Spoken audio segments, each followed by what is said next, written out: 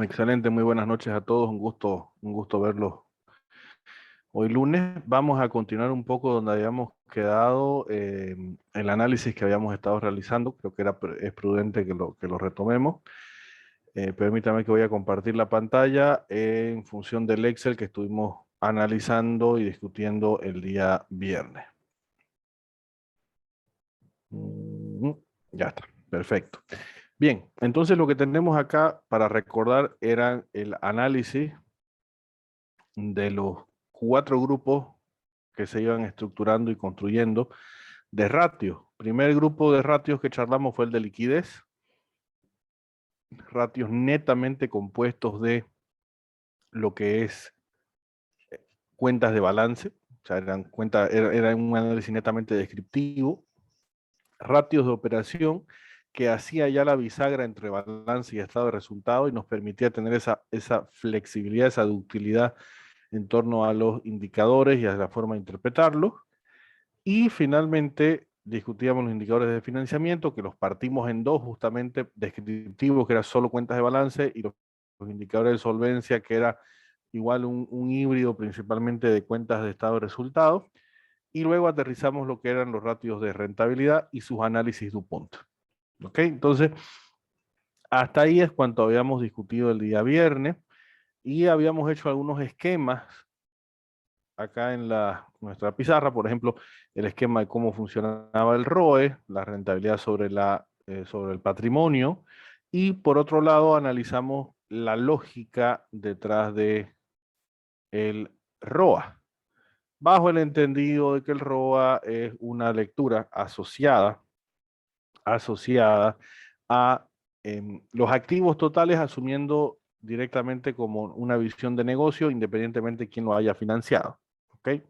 Esa era un poco la lectura. Ahora, para poder llegar a este ROA, para poder llegar a este cálculo, lo que habíamos estructurado en su momento, lo que habíamos dicho, era que necesitábamos crear el estado de resultados ajustados.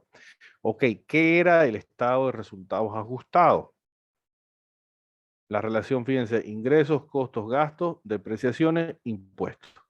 Entonces, si se dan cuenta, este estado de resultados ajustados, lo que no consideraba, y lo anotamos acá porque es importante, es, por un lado, las cuentas no recurrentes, las cuentas no operativas y los gastos financieros. ¿Por qué las cuentas no recurrentes? Porque si tengo un costo que es excepcional, que no forma parte de mi giro normal del negocio,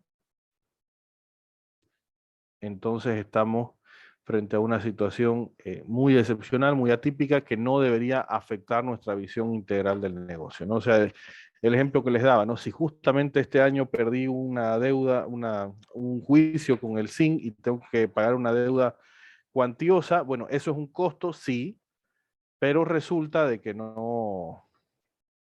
de que a la fecha no es algo que tengamos ni planificado ni previsto y ojalá nunca se repita. Entonces es algo no recurrente. Todo lo que no sea operativo es lo que ya charlamos. Todo está vinculado a aquello que no está de la mano con nuestra operación per se. ¿Ok? Y gastos financieros bajo el entendido de que no nos interesa todo aquello que no sea parte natural de nuestra operación. ¿Ok? Sobre eso calculamos el ROA y hacíamos la lectura, esa descomposición, ese análisis de DuPont, tanto para el ROE como para el ROA. Pero les había dicho al final de la clase el día de viernes que aún faltaba un indicador más por discutirse. Ese indicador adicional que se discutía era justamente el indicador del ROI. ¿Qué es el ROI? Rentabilidad sobre la inversión. ¿Sí?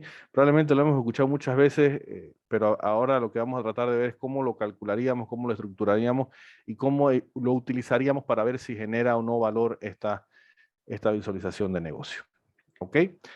De esto que he hecho un breve resumen, por favor me gustaría escucharlo si es que tienen algún comentario o algo que no esté quedando del todo claro.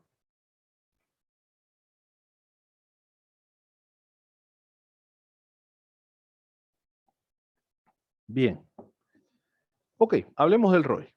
¿Cuál es la base del ROI? La base del ROI es la inversión. Pero ¿qué cosa es la inversión? ¿Cómo la identifico? ¿De dónde nace? Y aquí me gustaría volver un momento a la pizarra y hacer un par de anotaciones que me parece que son pertinentes para ir entendiendo esto de mejor manera.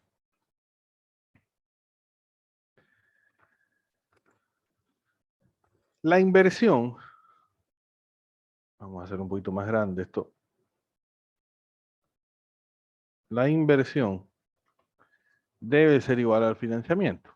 Esa es nuestra premisa básica de trabajo. La inversión debe ser igual al financiamiento. Bueno, ¿y qué trae la inversión?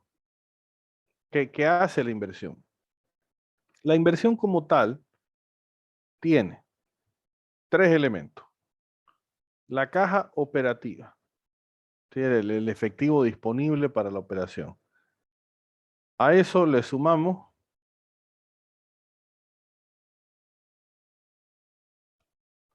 el capital de trabajo operativo.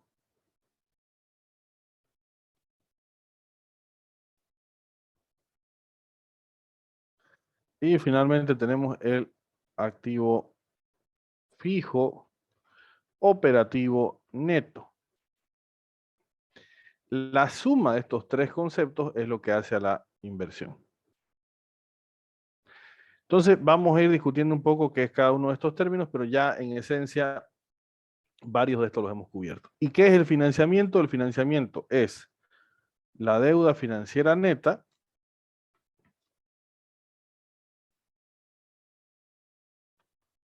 y el patrimonio. Ok, vamos aterrizando un poco qué es cada cosa. Cuando les digo caja operativa, la caja operativa en esencia, vamos a llamar así a caja operativa. Es el efectivo concurrente para las operaciones de la empresa. O sea, es un dinero que debe estar siempre presente en la operación de la empresa para evitar cualquier contingencia. ¿No? O sea, es un dinero, un efectivo, es un líquido que sí o sí deberíamos tener dentro de la empresa. Eso en cuanto al concepto de caja operativa. El concepto de capital de trabajo operativo, más que concepto, es lo que ya hemos discutido antes, que es la formulita del capital de trabajo operativo.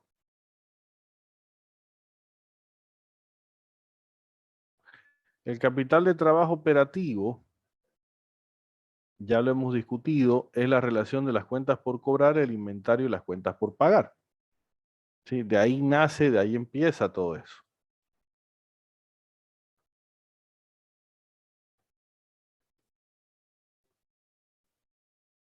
¿Sí? Entonces, si se dan cuenta, esto era cuentas por cobrar más el inventario menos la cuenta por pagar.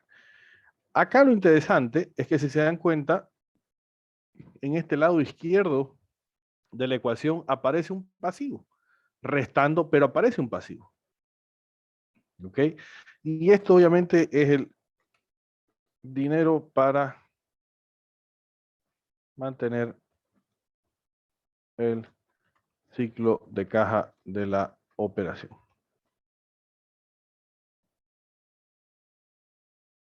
Listo. Entonces, eso sería el capital de trabajo operativo. Hablemos ahora de qué es el activo fijo operativo neto.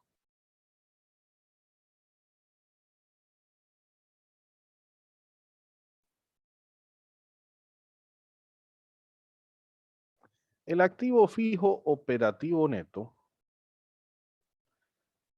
son los activos depreciados que se usan realmente en la operación.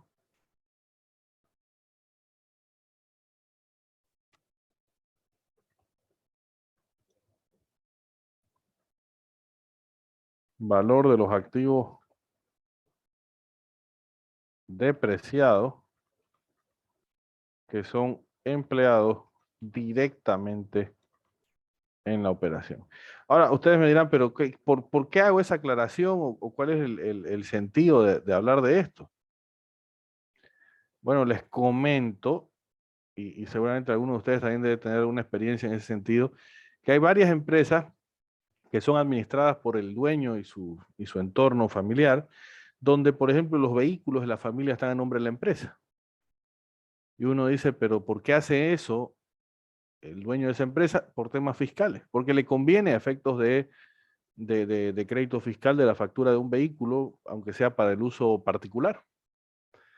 Y ahí lo grave, ok, bueno, uno puede decir ya el vehículo del gerente ya lo paga la empresa, pero normalmente aparece que por ahí aparece el vehículo de algún otro familiar, qué sé yo, de algún hijo que no trabaja en empresa, o de la esposa del dueño. O sea, lo que quiero decir es que son activos que no está mal que se haga, porque es una jugada tributaria normal, rutinaria que se suele hacer, pero cuando toque analizar esto, vamos a tener que descontar ese vehículo, por ejemplo, del valor de los activos netos. Entonces, el monto real invertido en la empresa es el efectivo mínimo para mantener las operaciones. Segundo, el capital de trabajo, que es el que financia el ciclo de caja de la operación. Otra vez volvemos a lo mismo. Y el activo fijo que está vinculado a la operación per se. Entonces, todo ese conjunto de conceptos son los que nos interesa a nosotros poderlos plantear, discutir y estructurar. De estos tres conceptos, no sé si hay alguna duda, si todo está claro, me gustaría escucharlos, por favor, si es que algo no está del todo claro.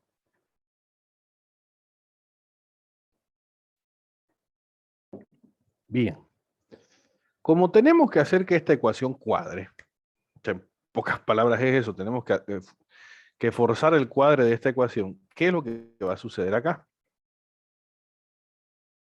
Vamos a tener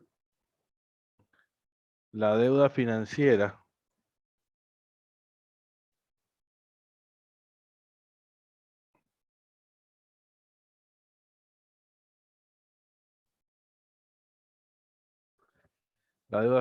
neta. ¿Y qué es o qué significa esa deuda financiera neta?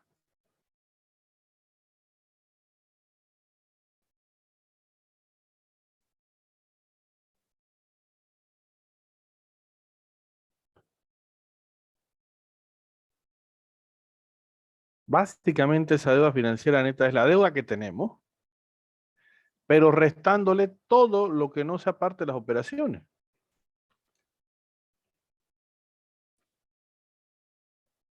O sea, ¿qué será eso entonces? Fíjense, por favor, va a ser la deuda financiera de la empresa menos dos cosas, la caja no operativa y los activos fijos no operativos netos.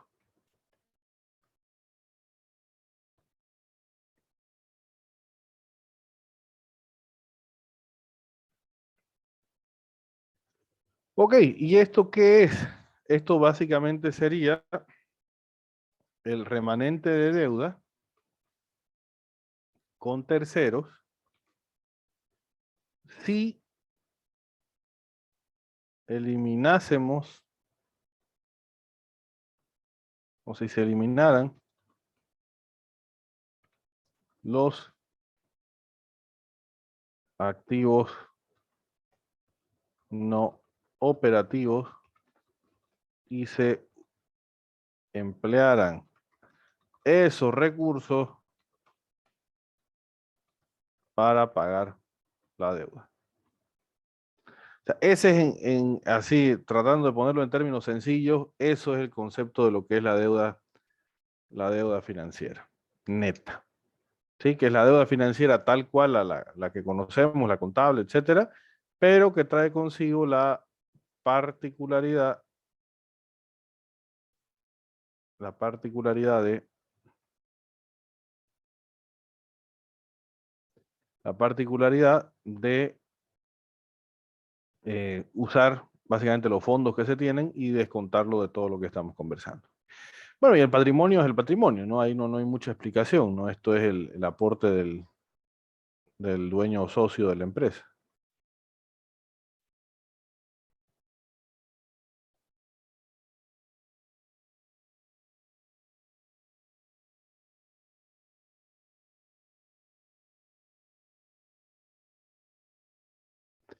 Esa sería la ecuación completa para encontrar el balance de las inversiones.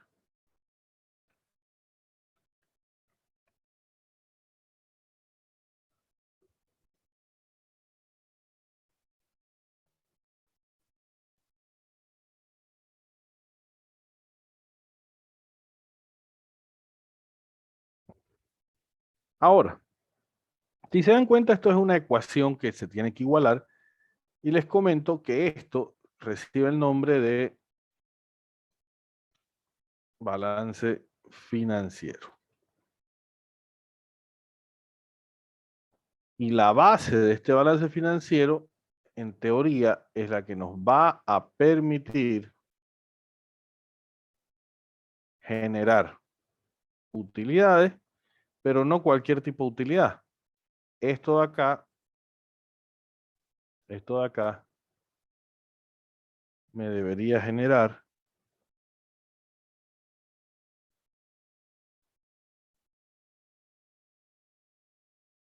utilidades netas.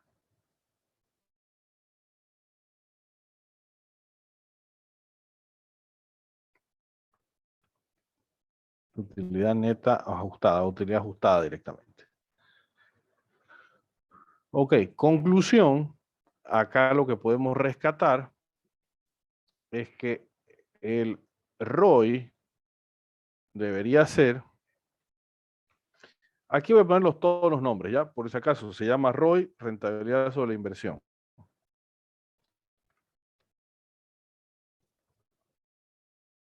Voy a poner todos los nombrecitos. Rentabilidad sobre la inversión, ROI. Rentabilidad sobre el capital invertido, y aquí se lo llama RCI. Rentabilidad sobre el capital empleado, ROCE. Con cualquiera de esos nombres ustedes lo encuentran. ¿Ok? Con cualquiera de esos tres nombres. Y ese ROI, RCI o ROCE simplemente se calcularía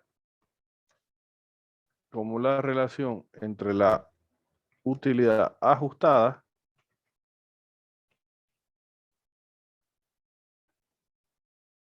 y la inversión.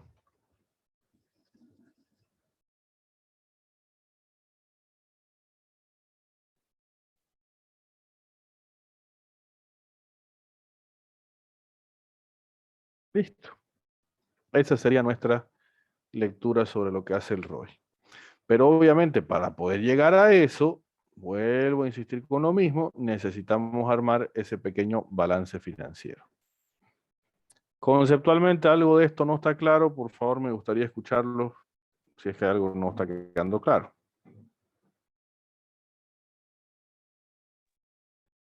Buenas noches, yo tuviera una pregunta, no sé si me pueden escuchar bien.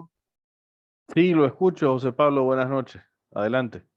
En mi caso, tengo lo que habló acerca del activo fijo operativo neto, de que la gente, las personas, los dueños, compran generalmente el vehículo para su familia, ¿no ves? Y lo acreditan a la empresa para pagar menos impuestos, por decirlo así.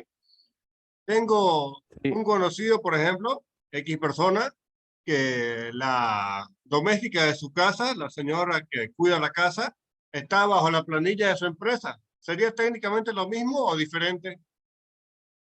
es exactamente lo mismo. Habría ese caso, por ejemplo, eso es un costo no operativo. No entraría en este cálculo, porque esto que estamos charlando es el balance financiero, pero sí entraría en uno de los ajustes al estado de resultados ajustados. ¿Sí? O sea, no entra por acá el ajuste, pero sí habría que ajustar eso, sí o sí. Muchísimas gracias. No hay por qué, gracias por la consulta. No sé si hay alguna otra consultita, así igual de interesante como esa. La verdad que sí, me había olvidado ese ejemplo, pero es bastante común el tema de tener al personal de limpieza de la casa del dueño en la planilla de la empresa, que está bien, es saludable porque al final de cuentas se le están dando prestaciones sociales, etcétera, ¿no? Pero no es parte de la operación. ¿Sí? Y el ajuste, como les decía, no debería ir por acá, deberían ir por aquí, en el estado de resultados ajustados. ¿Sí? ¿Alguna consultita más? Por favor, los escucho, si es que hay algo que no esté claro. Acá hay un pero, hay un gran pero. El gran pero, que me gustaría conversarlo rápidamente, es caja operativa. ¿De dónde sale? ¿Cómo sé cuánto del efectivo que tengo ahora es para la operación y cuánto es exceso? Esa es una pregunta importante, o sea, no es una pregunta menor. ¿Cuánto de lo que tengo es exceso y cuánto de lo que tengo es operativo? No es una pregunta sencilla. ¿Cómo lo podemos encarar? Hay varias opciones. La verdad es que hay varias opciones. Eh, pero a ver, pensemos en algunos, les dejo perdón, aquí pasó, no sé por qué se me agrandó un poco bastante.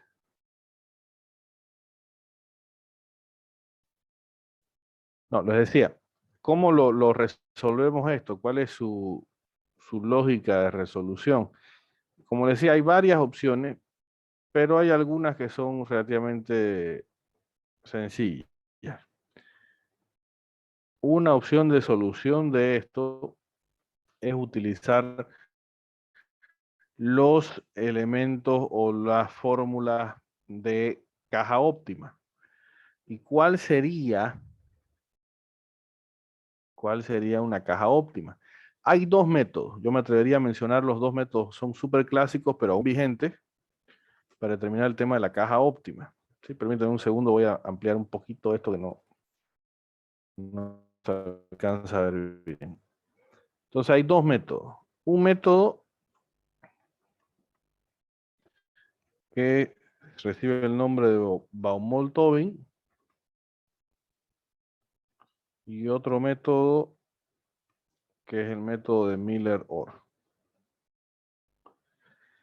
Cualquiera de esos dos métodos, cualquiera, tranquilamente lo podemos utilizar, lo podemos emplear y utilizar para identificar esa caja óptima. Obviamente esto es ya entrar en detalles muy finos, pero por supuesto que los podemos aterrizar, los podemos discutir de otra manera. Ahí está. ¿Ok? Entonces eso lo dejo ahí anotadito para que lo tomemos en cuenta. Ok. Bajo esta lectura, bajo esta dinámica, veamos cómo podemos hacer ese cálculo ya en la planilla.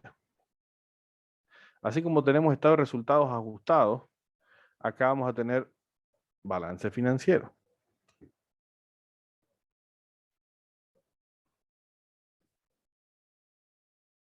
Y acá vamos a anotar caja operativa,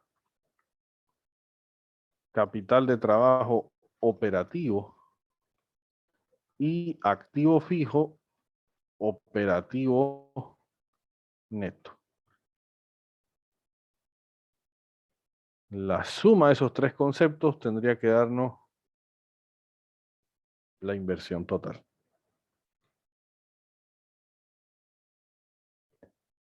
Veamos si es cierto. Veamos si eso se cumple.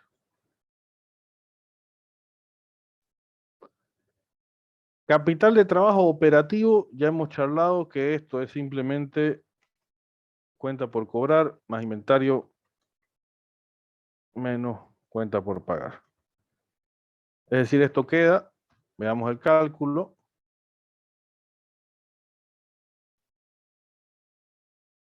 cuenta por cobrar más inventario menos cuenta por pagar. Listo, entonces ahí está. Ese sería nuestro capital de trabajo operativo. Por otro lado, tenemos el activo fijo operativo neto. Entonces, este está en el balance, directamente son los activos fijos.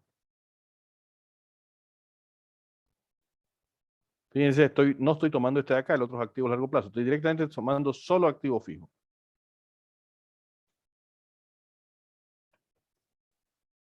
Activo fijo. Listo, nada más.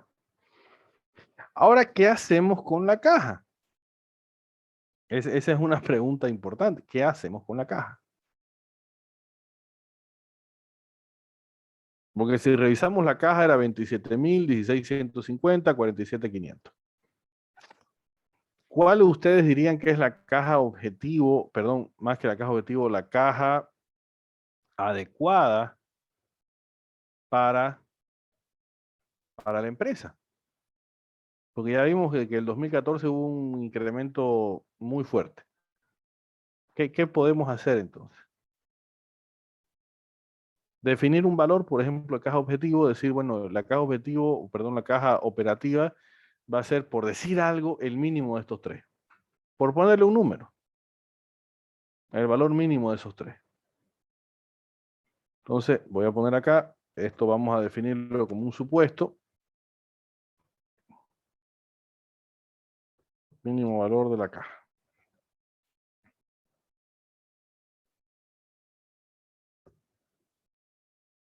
Fíjense, mínimo de estos tres. Ojo, es un supuesto. Podemos tomarlo los datos sin ajustes, sin cálculos, sin nada, pero sí me interesa que tengamos este pequeño ajuste para que vean cómo se calcula. Entonces, asumiendo de que la caja operativa para que la empresa funcione sin mucho problema sería 16.150. Ok, la suma de estos es la inversión. Entonces, 189, 215, 227. Okay, esa es la inversión en cada uno de los valores. Acá me voy a copiar esto para ver cómo queda. Ahí está. Sí, la inversión va en ascenso, va subiendo la inversión. Ok, ¿esto en qué se va a convertir? Esto se va a convertir o debería convertirse en la deuda financiera neta. Debería ser el patrimonio y la suma de esos dos debería ser el financiamiento. Bueno, esta deuda financiera neta, ¿qué es y cómo se calcula? Es la deuda financiera menos la caja no operativa más el activo fijo no operativo.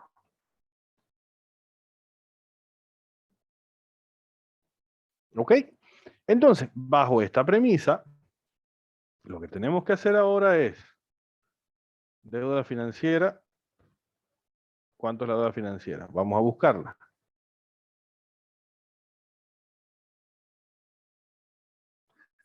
Deuda financiera de corto plazo más todo el pasivo no corriente. Listo, esa sería mi deuda financiera. A eso le tengo que sumar, perdón, que restar la caja no operativa. Y la pregunta es, ¿y cuál es la caja no operativa? Bueno, para hacerlo simple es la diferencia entre la caja total, que era 27.000 este año, menos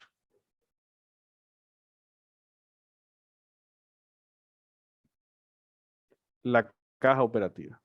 Entonces, por diferencia, caja total menos caja operativa, me debería dar la caja no operativa. ¿Ok? Y a esto, ¿qué le añado? Los activos que dije que eran fijos, pero no operativos. Eran otros activos de largo plazo, que lo tenemos en el balance. Acá está, 61.000, 58.000, 58.380. Entonces, fíjense, la deuda financiera neta acá me da 32.950, 40.350 y 15.970. Eso en cuanto a deuda financiera neta. ¿Ok? El patrimonio directamente lo vinculo, ¿no? Esto del patrimonio es el patrimonio, no hay mucho que comentar.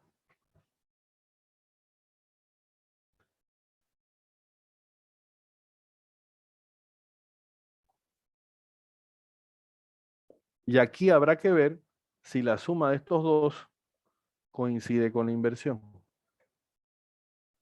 Coincide 189.950 215.400, 227.480. Y ahí tenemos, señores, el balance financiero.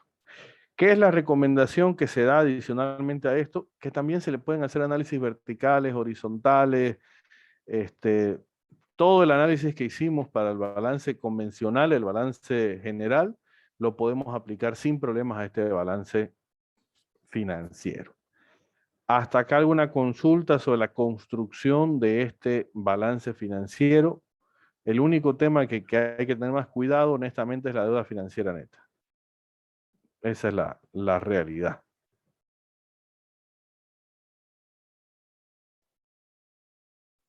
Ok. Entonces, si esto está claro, directamente ya tenemos que hacer el cálculo del ROI.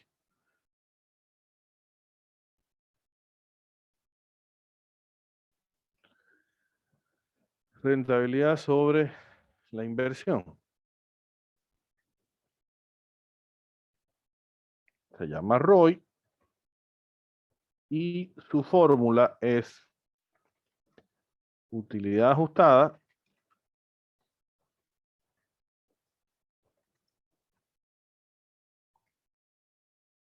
sobre inversión. Entonces, fíjense, acá sí o sí necesito el estado de resultados ajustado y el balance financiero.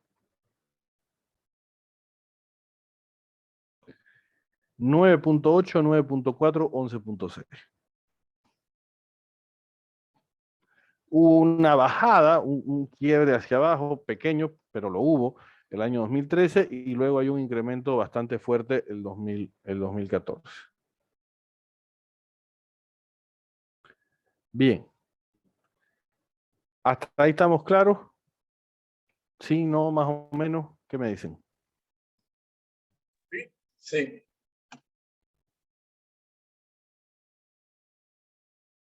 Ya, súper. Veamos su análisis DuPont. El análisis DuPont, así como armamos para el ROA,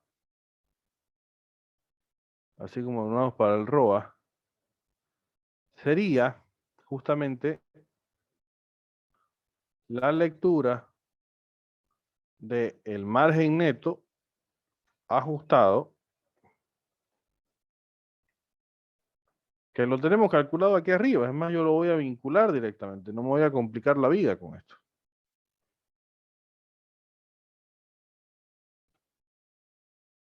$12.7, 11.8, 13.3. Listo, ahí está. ¿Sí? Entonces, este es el margen neto ajustado, que es la dimensión operativa. Ok, ¿qué vamos a hacer ahora? Necesitamos esta otra dimensión que es la deficiencia, pero ya no va a ser la rotación de activos totales. Fíjense, va a ser la rotación de inversión total. ¿Sí? Esta rotación de inversión total es el ingreso respecto a la inversión. Una vez más, podemos usar el ingreso que está en el estado de resultados ajustado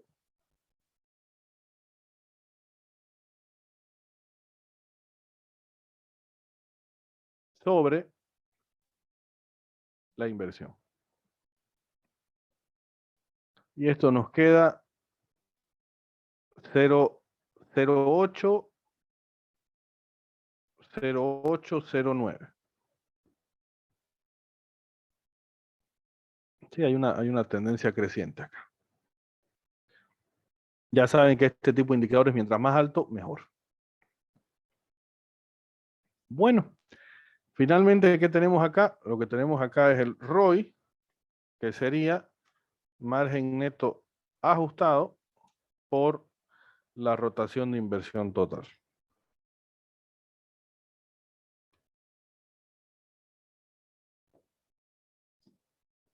9.8, 9.4, 11.6. Entonces, hasta ahí estamos llegando a la conclusión de que el negocio como negocio efectivamente es más rentable en 2014 que los años anteriores. ¿Cuánto más rentable? 11.6. ¿A qué se debe que sea más rentable? En este caso, a estas dos cosas. Que mejoró el margen neto y por otro lado, que mejoró la rotación de inversión total. Estamos entonces hasta ahí, dudas, preguntas, consultas. Me gustaría conversar si hubiera algo.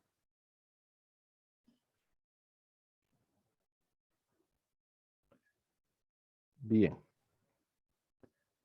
La pregunta millonaria ahora. 11.6% de rentabilidad. ¿Es suficiente? Alguno me podrá decir sí, otro me podrá decir no. Alguien podrá tener un valor en la cabeza y dirá, bueno, si está mayor a 10 y pucha, es negocio. O alguien me dirá, no, la verdad es que yo trabajo con 12, eso está por debajo del 12, entonces no me sirve. Entonces, ¿cómo trazamos la línea? ¿Cómo estructuramos la línea? Y ahí justamente es donde aparecen los indicadores que nos van a ayudar a entender eso. Pero antes de eso, insisto, si hubiera alguna duda respecto al balance financiero, que me parece que es la parte más importante de todo esto, me gustaría que la conversemos.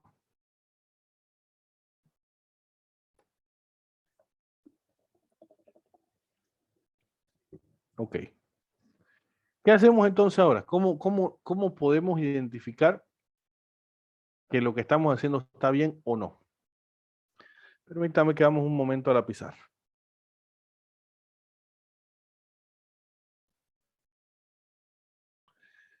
Retomemos un valor que habíamos hablado prácticamente,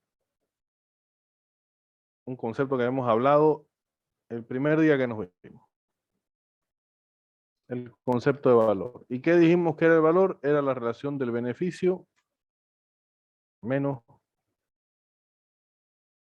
un precio.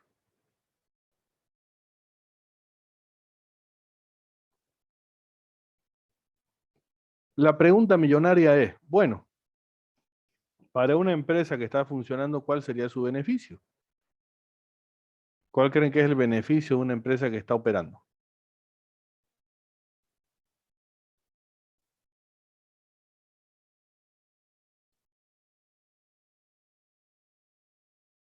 De entrada es una utilidad. Y si lo que nos interesa es la utilidad del negocio, será ajustada.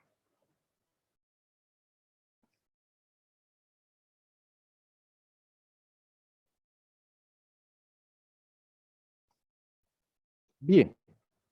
Entonces, supongamos que nosotros decimos lo que genero por valor, el beneficio que genero en una lógica de generación de valor, es la utilidad ajustada. Pero para llegar a la utilidad ajustada, ¿qué tenemos que haber tenido antes? ¿Qué tiene que haber pasado antes para llegar a la utilidad ajustada? Tiene que haber pasado una venta. Sin la venta no hay utilidad. ¿Y qué genera la venta o qué posibilita la venta? La inversión.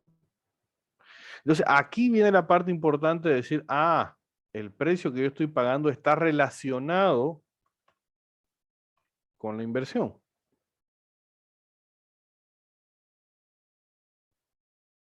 Relacionado. No quiere decir que sea tal cual la inversión. Porque la inversión no la voy a recuperar en un año. La utilidad ajustada me mide un año. Y la inversión no la voy a recuperar en un año. La recuperaré en varios, por supuesto, pero ahí viene la parte importante. ¿Qué hago con esto? Bueno, tengo que asignarle llamémosle así, un costo de alquiler de ese dinero. Que sería lo que llamaremos un costo de oportunidad de la empresa.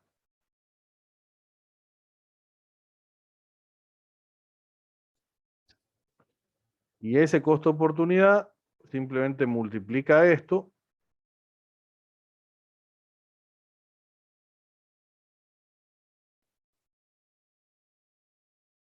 y con eso ya tenemos una solución.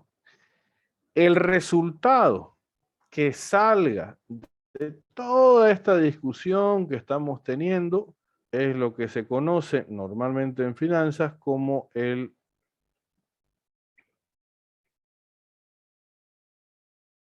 Economic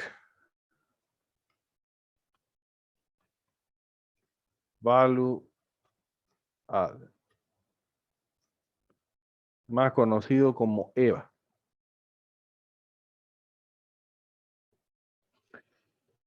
Entonces, esta sería una forma de aterrizarlo. Permítanme que les comente otra.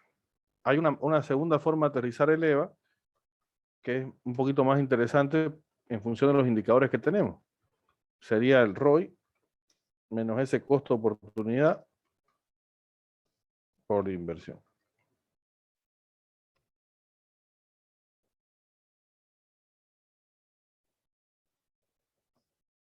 Entonces, vamos a tratar de entender y de utilizar ambas fórmulas, pero la expresión formal, por si acaso, es esta acá. Bien. La pregunta del millón ahora es, ¿de dónde saco el costo de oportunidad? Esa es la pregunta que tenemos que responder ahora.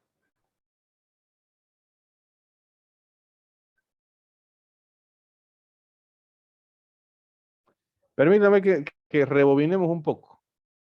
El costo de oportunidad de la inversión. Ok. ¿Qué compone a la inversión? Esa es una pregunta importante. Estamos diciendo, ok, tengo a la inversión. Según el balance financiero, ¿qué componía la inversión? Eran dos factores, ¿no es? El patrimonio y el financiamiento. Exactamente, correcto. La deuda financiera neta y el patrimonio, que era el aporte del dueño en la empresa.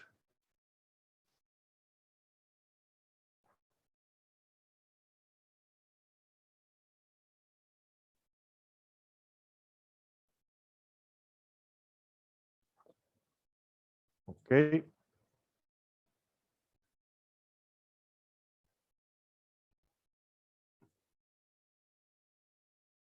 Patrimonio.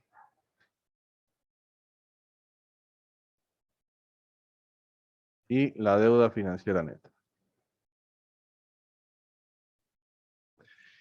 Bueno, acá viene la parte interesante. Lo que estamos diciendo es que debería o tendría que haber un costo de oportunidad.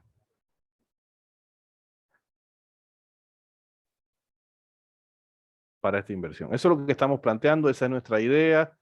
Estamos partiendo, estamos moviéndonos en ese sentido.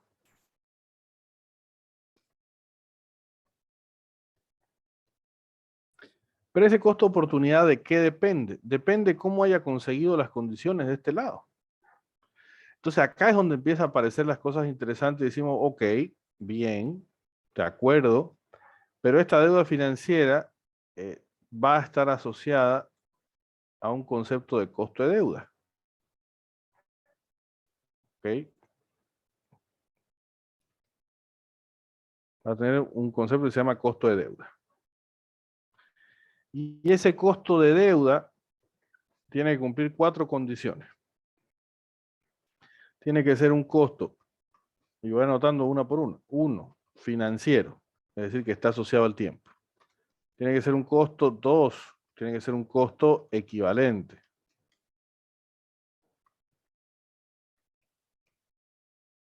3, tiene que ser un costo promedio ponderado.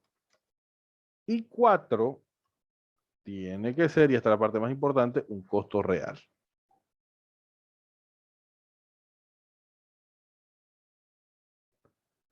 Ok, ¿qué significa? Y esta es la parte importante, que sea un costo real. Costo real es un sinónimo de neto de impuestos. Cuando digo es un costo real, es un costo neto de impuestos.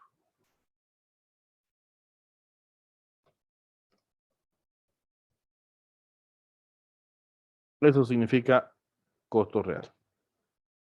¿Ok? Entonces, es un costo financiero porque está asociado al tiempo.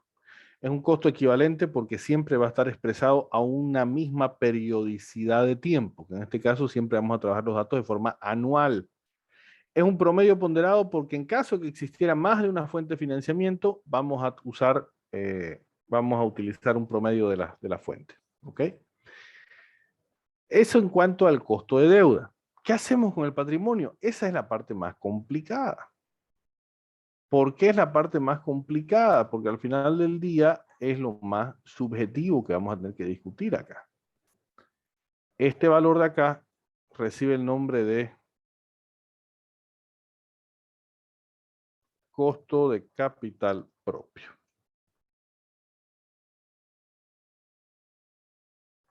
¿Ok?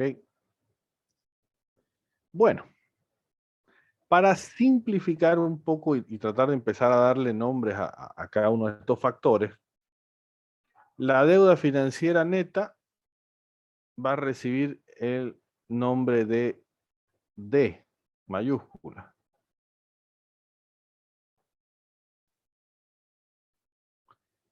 El valor de mercado del patrimonio,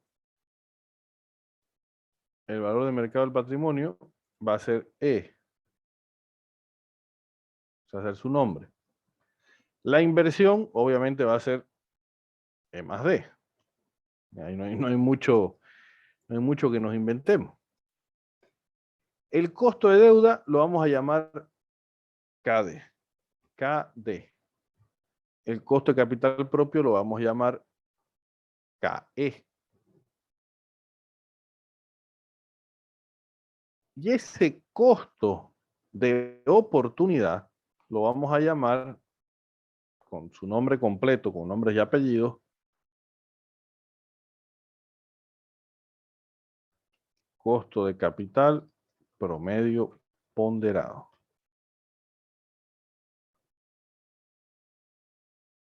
Y su abreviación en ese caso es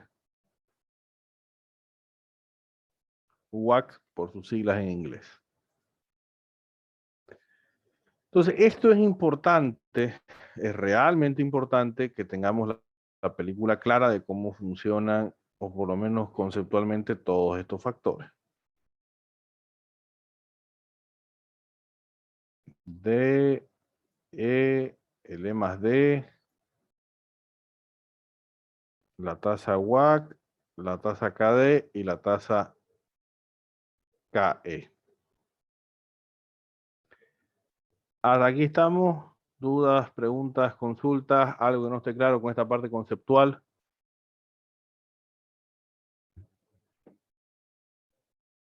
Sí, es algo lógico, ¿no? O sea, yo tengo plata que me prestan alguien y tengo mi plata.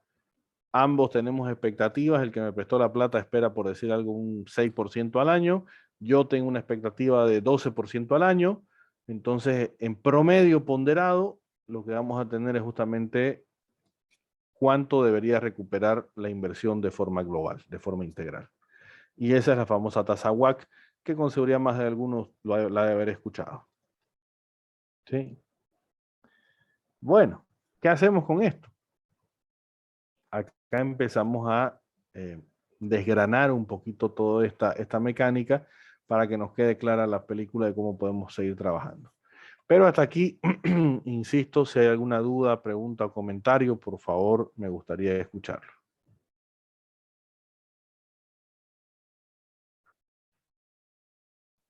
¿Se está comprendiendo bien? Mil gracias, José Pablo. Mil gracias. ¿Y el resto aún despierto? Sí, más o menos. Sí, todo bien. Ah, ya, está bien. Está bien. Sí, sigo con mi trauma de la clase de ensueño, me van a disculpar. Ya, entonces empecemos a desglosar esto un poquito. Esto, ¿cómo lo podemos aterrizar?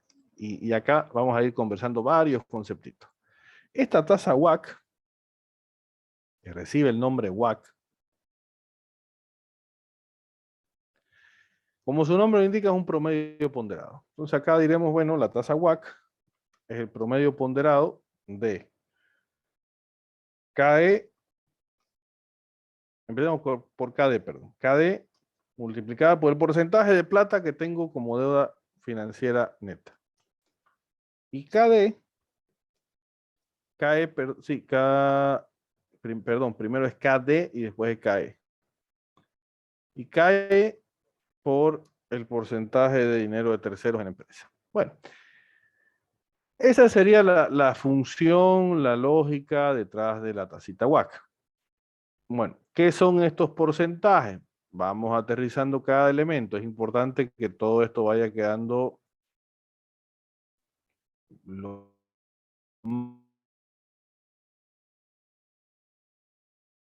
entendible, comprensible posible. Entonces esto es D sobre E más D.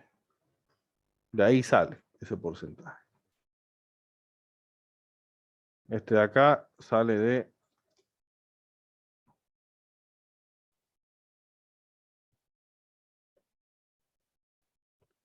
E sobre E más D.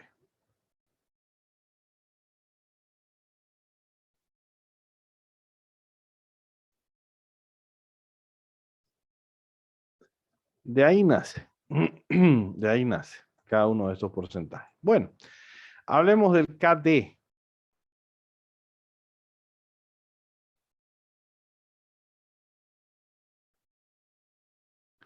El KD o costo de deuda simplemente sería lo siguiente.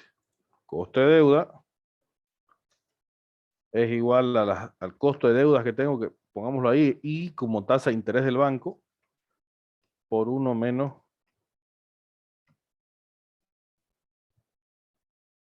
la tasa de impuesto, ¿no? Entonces, la tasa de impuesto es 25%. O sea, en Bolivia esto es 25%. Es más, lo voy a anotar aquí abajito para que no nos olvidemos. Esto es 25%. Bien, y ahora la pregunta millonaria, más compleja es, ¿y de dónde saco el CAE? Esa es una pregunta, esa es la pregunta acá. Esto está relativamente sencillo porque sale de la información propia de la empresa, sale de los contratos de financiamiento, pero ¿de dónde sale el CAE?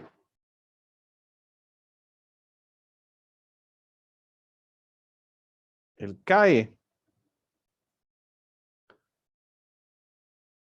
va a salir de un método, pensando obviamente en el mercado boliviano, esa sería la idea, va a servir un método, se llama KPM para economías emergentes.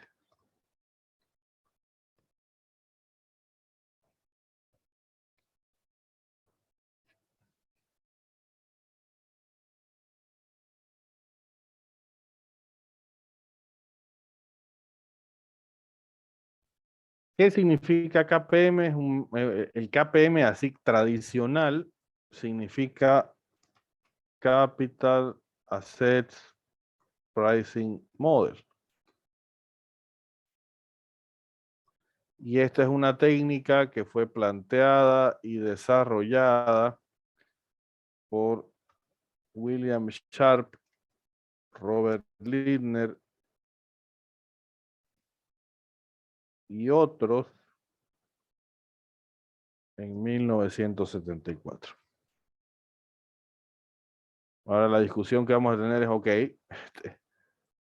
¿y cómo funciona esto? ¿De dónde sale el KPM y cómo lo ajustamos para economías emergentes? ¿Qué detalles tenemos que tomar en cuenta? Pero de momento, sepamos que de aquí nace toda esta estructura que estamos conversando, ¿no? Solamente para que quede claro de que estas cosas que estoy hablando no están desconectadas, vincularemos esto acá. Bien. Permítame copiar la pantalla y enseguida profundizamos un poco más sobre esta dinámica. De todas formas, si hubiera alguna duda, por favor, háganla con toda confianza. La idea es que vamos conversando todo esto.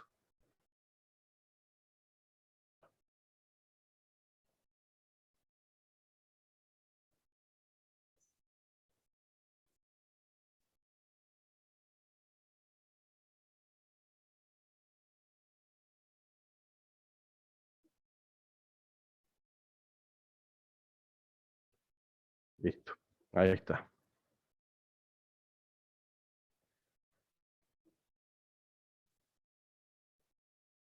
Bien. ¿De dónde sacamos el el KPM.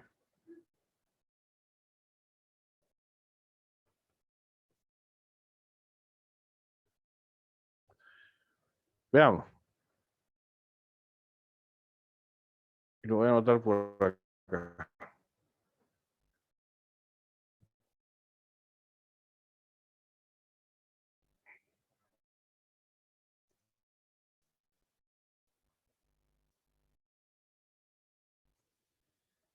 KPM o Capital Asset Pricing Model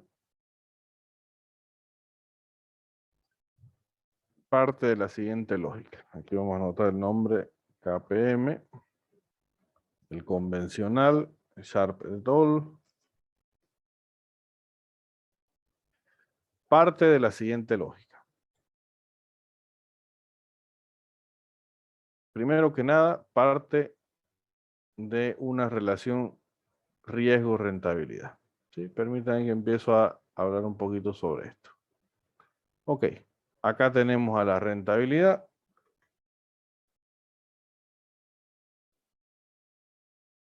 Y acá tenemos al riesgo.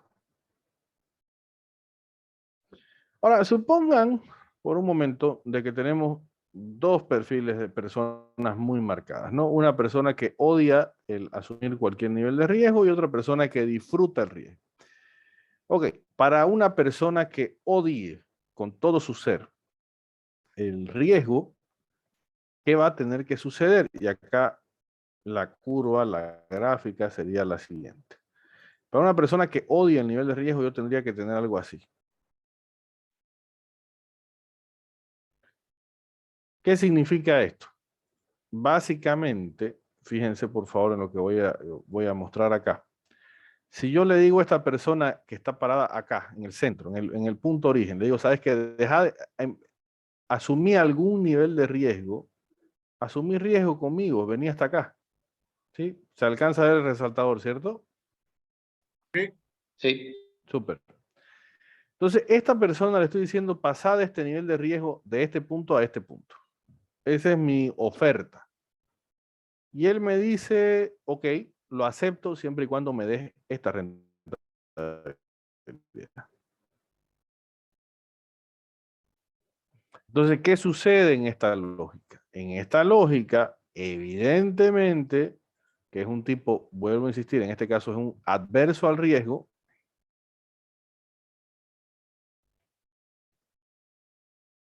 Lo que este tipo va a buscar es que ante la variación de riesgo, él me va a pedir en exceso que yo le afecte la rentabilidad. Esa es la figura, esa es la situación detrás de este personaje adverso al riesgo. O sea, él quiere más rentabilidad que el riesgo que asume. Ahora supongamos el otro personaje, la antítesis de este ser viviente, un tipo totalmente entregado a asumir riesgos, que le encanta asumir riesgos, que ludópata empedernido, que no sé, se siente aburrido y se pone a jugar a la ruleta rusa solito.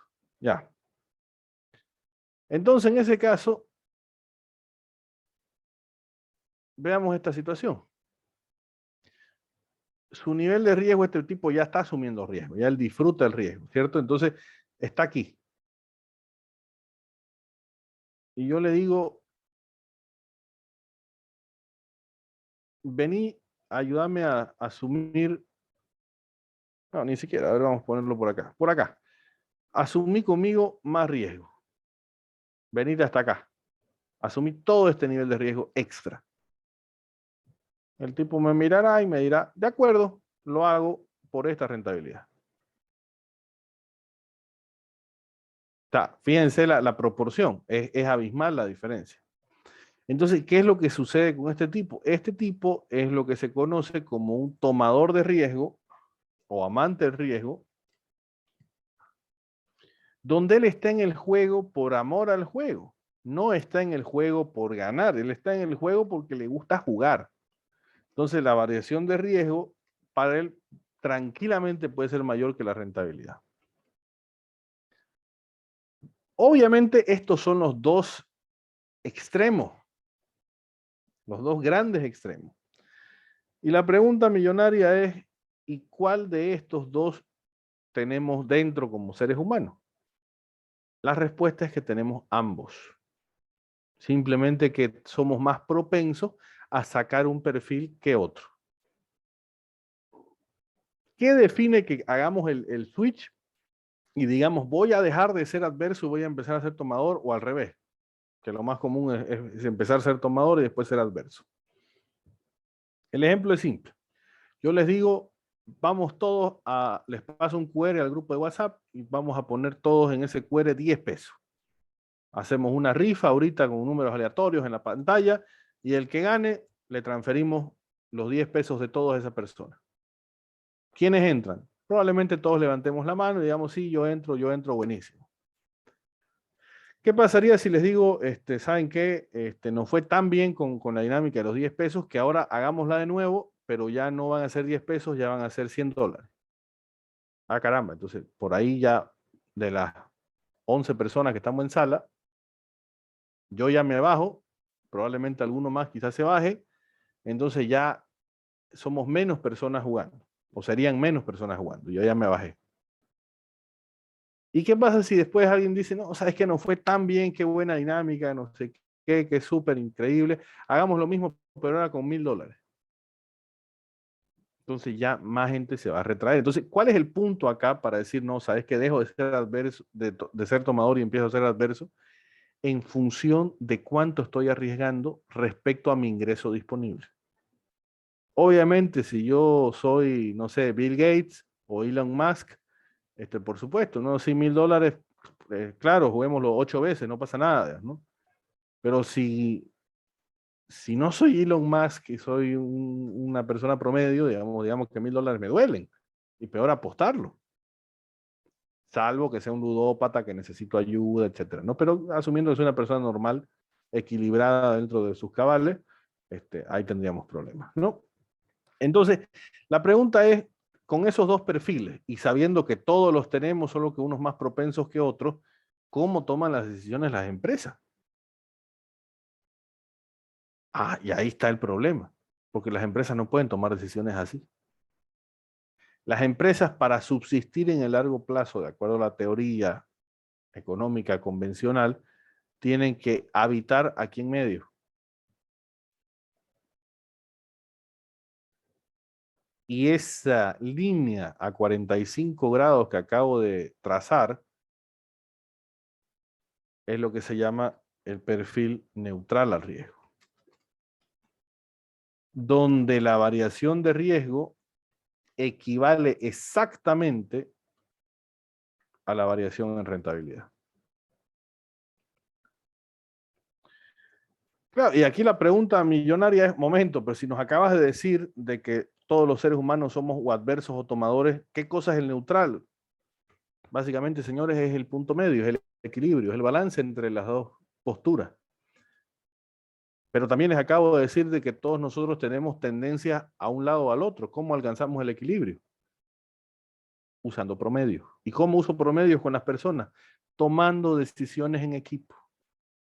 Por eso es importante que las decisiones sean discutidas al interior de un equipo de gerencia, un equipo gerencial, un equipo comercial, un equipo financiero. Siempre las opiniones de varios enriquecen la toma de decisiones. Y el KPM se basa justamente en la neutralidad del riesgo. Ojo, neutralidad del riesgo no significa que el riesgo no me importe. Todo lo contrario. Neutralidad del riesgo significa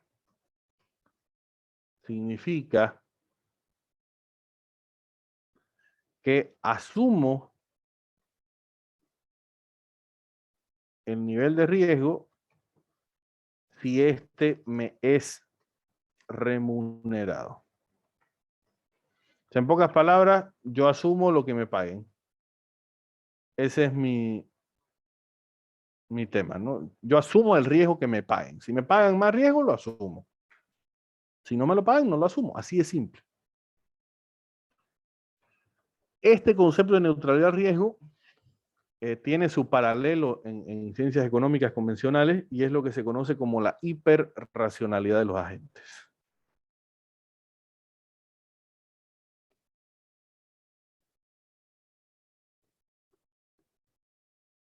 Ese es el concepto, ese es el nombre en economía aplicada. ¿Ok? Entonces, recapitulando, a mí me interesa entender de que existen dos perfiles de riesgo, pero me quedo con el neutral al riesgo. Bueno, ¿qué hace el KPM? El KPM, para plantearlo de forma estructurada, lo único que va a garantizar en algún sentido es que tratemos de mantenernos en esa equidad. William Sharpe y Robert Lindner y los demás investigadores de este estudio del KPM del 74 parten de unas hipótesis bastante buenas, ¿sí? Pero hablemos en términos generales.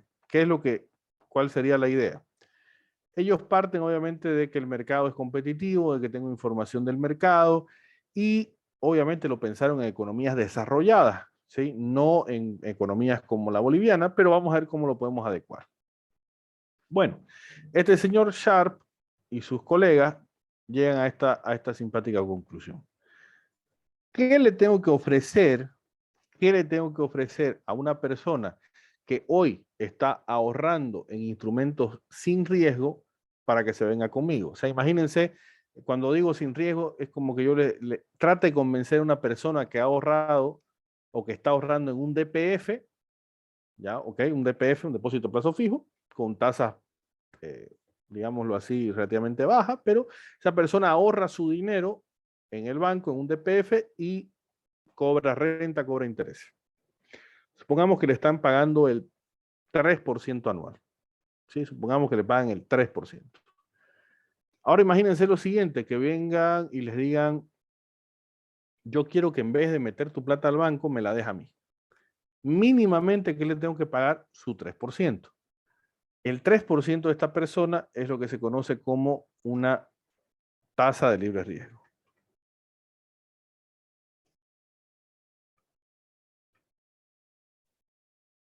O tasa libre de riesgo. ¿Ok? Entonces, ese es el concepto, eso es lo que busco en este tipo de dinámica. Una tasa libre de riesgo. A esa tasa libre de riesgo, ¿qué hay que hacer? Bueno, mira, yo sé que vos la tenías tu plata metida en el banco, que no corrías ningún riesgo. Te voy a reconocer el riesgo que estás asumiendo por venirte conmigo. Ok, fantástico. Entonces, ¿qué le voy a ofrecer a esa persona? Le voy a ofrecer una prima por el riesgo de invertir en la empresa.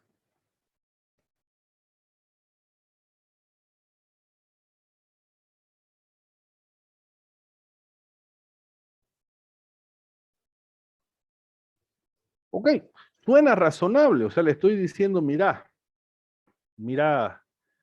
ahorrista en DPF, yo te voy a reconocer dentro del esquema lo que estás ganando ahora,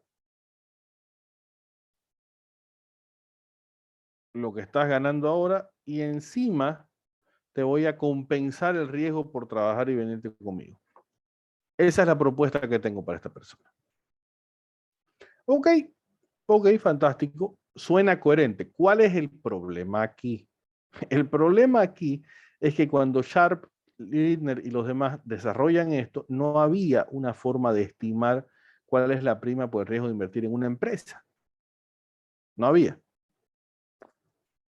Entonces el gran aporte de estos señores fue encontrar cómo crear esto. Bueno, deciden empezar a trabajar, deciden empezar a abrir el esquema, el paraguas, y dicen, a ver, yo necesito abrir esto en los factores que sí puedo medir, porque esto es algo que de momento no lo puedo medir. Y resulta de que lo lograron abrir en dos partes. Una parte que la llamaron la prima por el riesgo de invertir en el mercado. Cuando digo mercado me refiero a la bolsa de valores.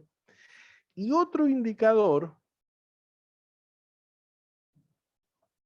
un indicador de sensibilidad empresa, mercado. Y esto lo multiplico. ¿Sí? De ahí sale, ¿no? O sea, sería una multiplicación entre ambos factores. Bueno, la prima por el riesgo de invertir en el mercado no es otra cosa más que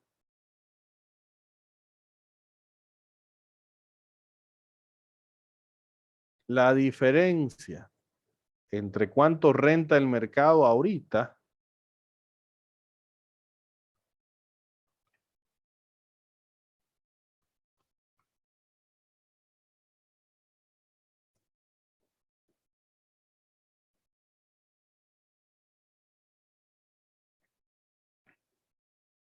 menos la famosa tasa libre de riesgo.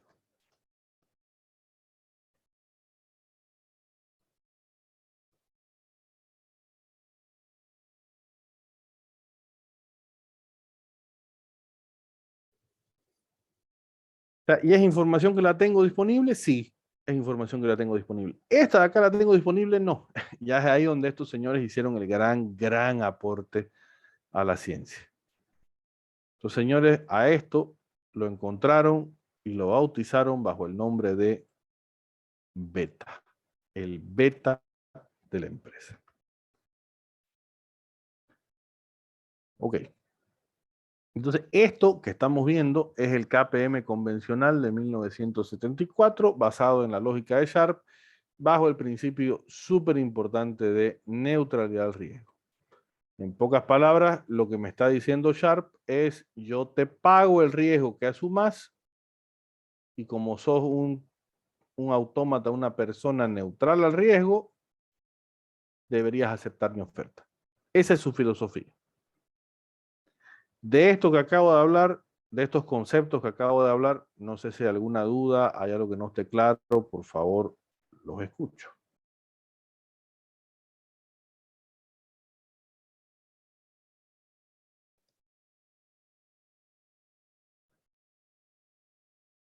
¿Sí? ¿Estamos claros con esto? Sí. Ok, buenísimo.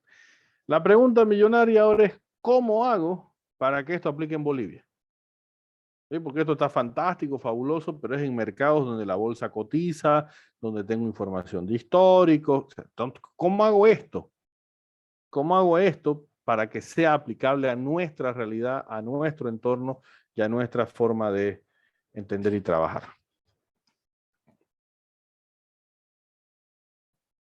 Ahí aparece el KPM para países en vías de desarrollo, para economías emergentes.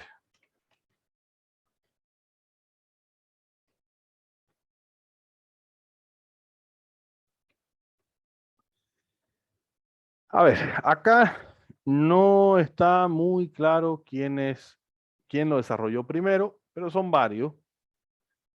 Tenemos los trabajos de Ross en la década. Tenemos los trabajos muy profundos de Damodaran.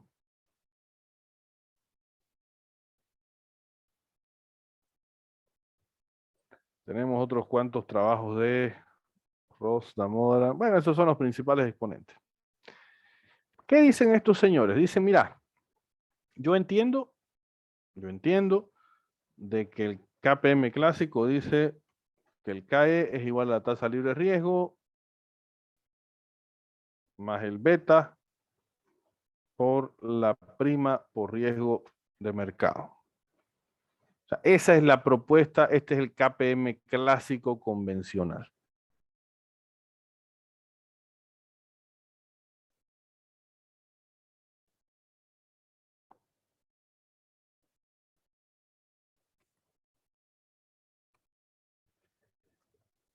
Entonces, Disculpe, ¿me podría repetir a qué se refiere el beta? el beta como tal es un indicador de sensibilidad empresa-mercado. ¿Qué significa per se? Es que si el mercado le va bien, el beta me dice que también le va a ir a la empresa. Si el mercado le va mal, el beta me dice qué tan mal le va a ir a la empresa.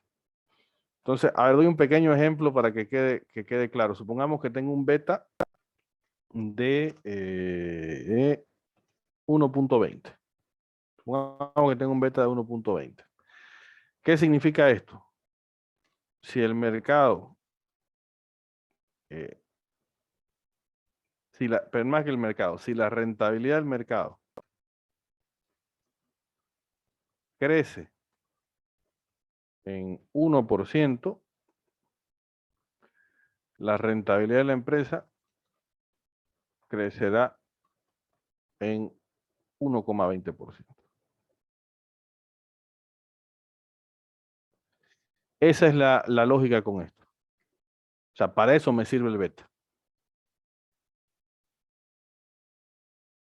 De esta definición, yo saco que cuando el beta es mayor a 1, yo digo que la empresa es muy sensible al mercado.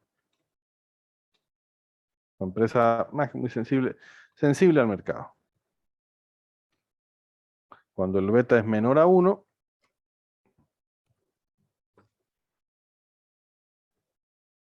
empresa, llamémoslo así, tiene poco efecto, poca relación con el mercado. Poco relacionada al mercado. Y si se diera el extrañísimo caso que sea igual a 1, la empresa se porta como el mercado. Pero es un indicador simplemente como tal, no tiene ni siquiera unidades de medida, es abstracto, pero el cálculo nos permite hacer esta interpretación, esta lógica que estamos viendo. No sé si está claro eso un poquito más claro, Daniel, que era el beta. Sí, gracias. Súper. Te lo voy a dejar por acá como ejemplito. Bueno, estos señores, ¿qué dicen? Bueno, de entrada estás hablando de economías que no son las que conocemos. Ok, si no son economías como las que conocemos, hay que hacer un ajuste. ¿Y cuál va a ser el ajuste? Le voy a añadir a toda la fórmula una prima por el riesgo del país. Ok, entonces acá ya me está diciendo cómo lo piensa hacer, cómo lo piensa trabajar. Me va a añadir un premio, una prima por el riesgo del país. O sea, si yo me voy con este modelo a un país más riesgoso que, por ejemplo, Estados Unidos, que es la base de cálculo de casi toda esta modelación, tengo que añadirle un extra, lo cual es el caso de Bolivia. ¿Ok? Hasta ahí todo bien, pero ahí empiezan otros temas interesantes. Dicen, oye, pero el impuesto en Estados Unidos y el impuesto en Bolivia son diferentes. La tasa de utilidad de las ganancias en Estados Unidos varía entre un 30 y 40%, mientras que en Bolivia es 25%. Ah, pucha, entonces hay que corregir el esquema fiscal. Sí, pero aparte de corregir el esquema fiscal, también está otro factor que, por ejemplo, decir una empresa en Estados Unidos puede estar apalancada en una relación 70% patrimonio, 30% banco, pero resulta que la empresa que quiero comparar en Bolivia está apalancada, no sé, 80-20, 80 patrimonio, 20 banco. Entonces ahí tengo dos valores, dos factores importantes que vale la pena discutirlo. Y esos dos factores importantes son correcciones, son ajustes que se suelen hacer al beta, ¿sí? Que vendrían a ser, los voy a hacer por acá. Por un lado tengo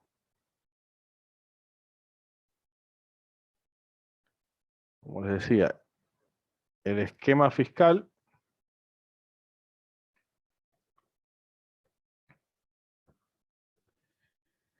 Y por otro lado tengo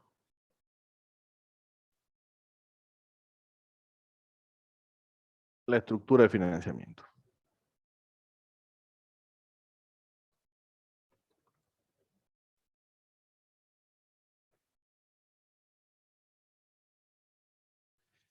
Y todo esto se basa en una tesis muy, muy, muy vieja.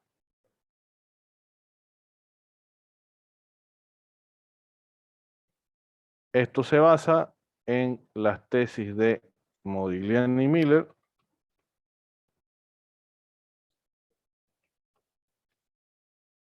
de 1956. Ok, entonces ese sería el entramado lógico para aplicar esto a economías emergentes. Ahora, ¿cuál es la pregunta natural? Ya, fantástico, el modelo está claro, me van a pagar todos los riesgos, me van a compensar todo. ¿De dónde saco los datos? ¿Cómo encuentro esta data en la realidad, en la práctica? Bueno, en la práctica, ustedes deberían encontrar esta data donde se encuentra el 95% de las respuestas a las preguntas actuales, Internet. La pregunta es, ¿dónde buscamos? Específicamente, yo les recomiendo la página del profesor Ashwath Damodaran. Este señor justamente tiene muchísimas bases de datos, las cuales son públicas y gratis para hacer todos estos cálculos. ¿Sí? Ahorita vamos a ver cómo las trabajamos. Pero esto es la parte conceptual, que es la que me interesa. La parte práctica la vamos a ver en breve. No sé si hay alguna duda de esta parte conceptual.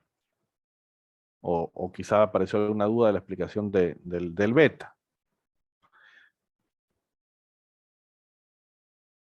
Para aquellos de ustedes que tengan un poquito, que lo hayan visto quizá el modelo antes, les recuerdo, el beta es la pendiente de una línea de regresión, ¿sí? Del mercado versus, perdón, de la empresa versus el mercado. Bien. De esta parte conceptual, ¿alguna duda? Los escucho, por favor.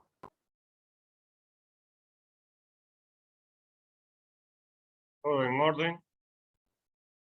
Buenísimo. Gracias, José Pablo.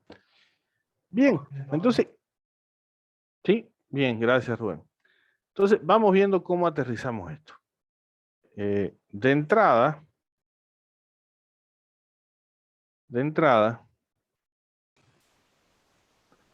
tenemos que crear nuestra estructura para encontrar cuál es primero el costo de deuda. O sea, antes de hablar del KE, vamos a hablar del KD. O sea, la pregunta es, ¿cuál es la tasa del banco? Y a eso sacarle el impuesto. Entonces, para sacar la tasa del banco, tendríamos que hacer el siguiente ejercicio.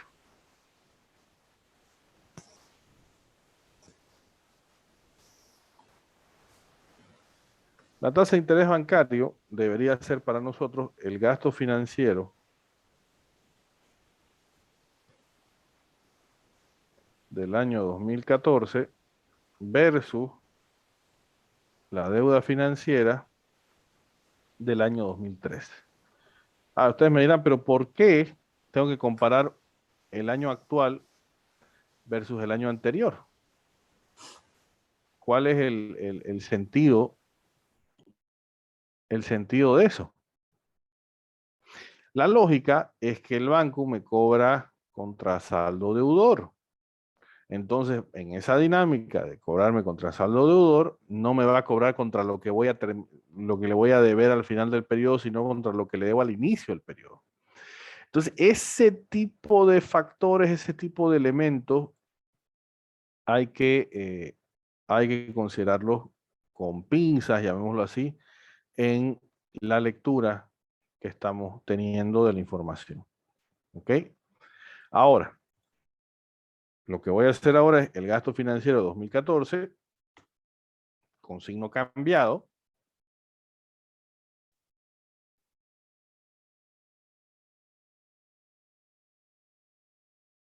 Es 7.300 dividido la deuda financiera del año anterior, del 2013. Entonces acá sería deuda financiera de corto plazo, más el pasivo no corriente, y cierro paréntesis. ¿Sí? Menos D34 sobre la suma de C11 y C16. Esto nos da un valor de 7.4%. Esa es la tasa de interés bancario. Sí, en palabras muy simples, digamos, esto es lo que me cobra el financiamiento bancario. Ahora la pregunta, replicando esa misma lógica simple, es ¿cuánto es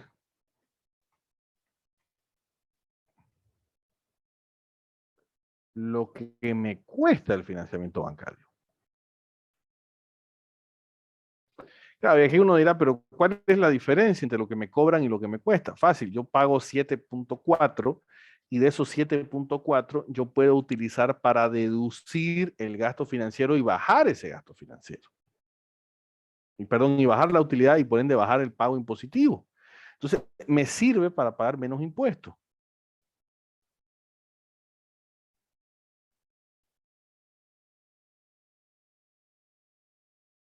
¿Ok? Entonces, esto de acá se va a convertir en el costo de deuda. Y el costo de deuda es, como lo vimos, la tasa de interés por 1 menos el impuesto.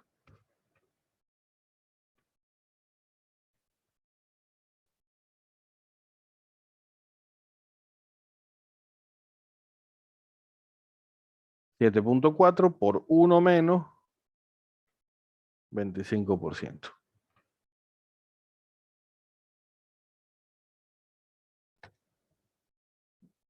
Entonces, fíjense, esto nos queda 5.6. Entonces, este es el valor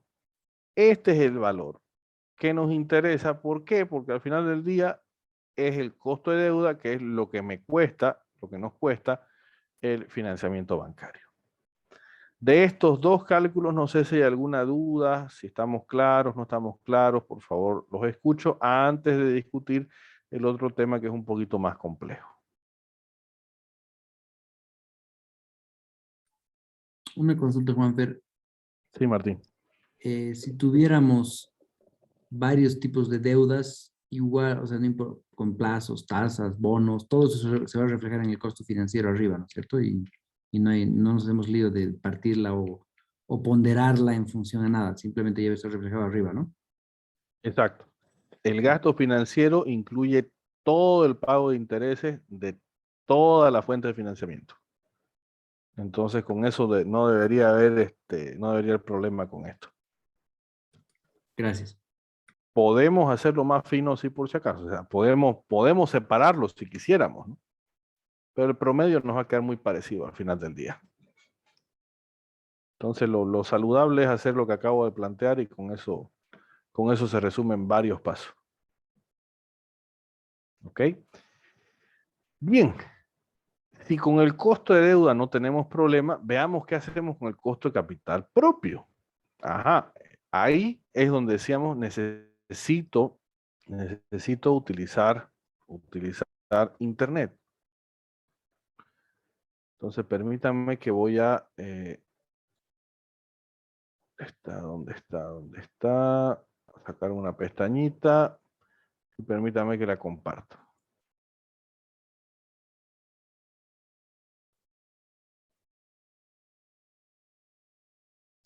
damodaran.com.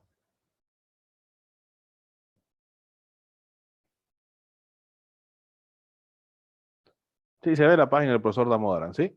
Damodaran Online, dice. Sí, sabe. Súper.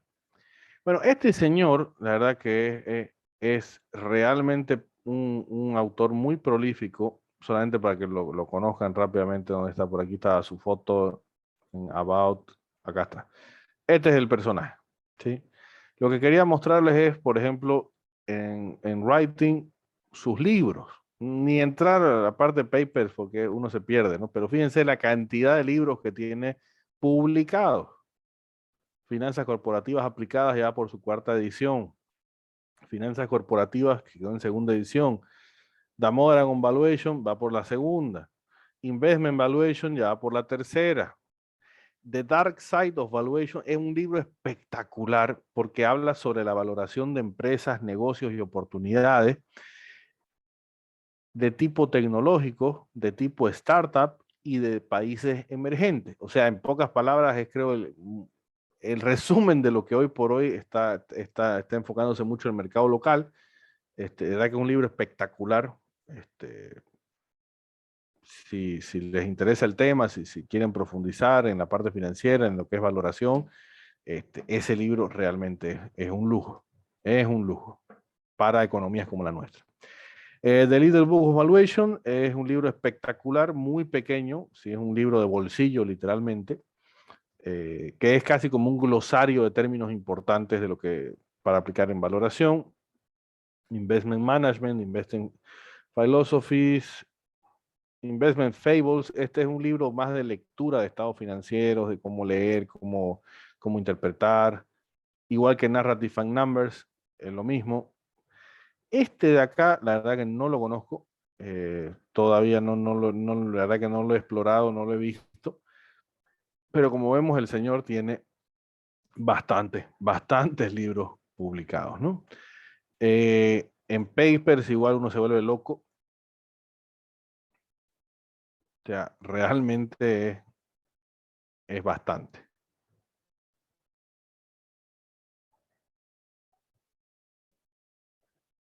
Bueno, pero lo que nos interesa no es tanto lo que escribe, sino lo que nos comparte. Y nos comparte en la opción de datos, data, current data, y acá, en datos actuales, ustedes pueden darle clic en riesgo y tasa de descuento, y aquí, en todo este apartado de su tabla, este señor tiene muchísima información. Incluso en algunos casos tiene hasta videos de guía, o sea, realmente tiene mucha información. Por ejemplo, tasas libres de riesgo.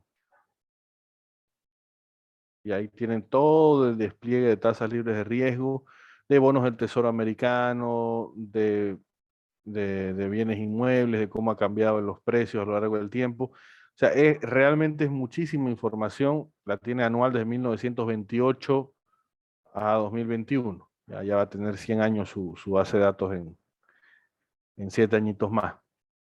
Entonces, por ejemplo, acá tenemos muchísima información tremendamente útil para trabajar en tasas libres de riesgo.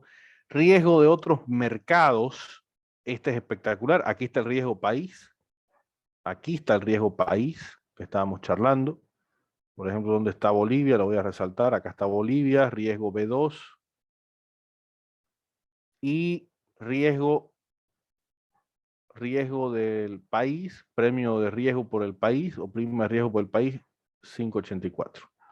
¿Eso qué quiere decir? Que si yo voy a invertir en un negocio, por decir algo, en Estados Unidos, y esa persona, ese accionista, me dice yo quiero 10%, si yo le digo ya, pero ese negocio no va a ser en Estados Unidos, va a ser en Bolivia, yo tengo que ofrecerle 5.44% más. O sea que si esa persona esperaba 10%, yo tengo que darle 15.44%.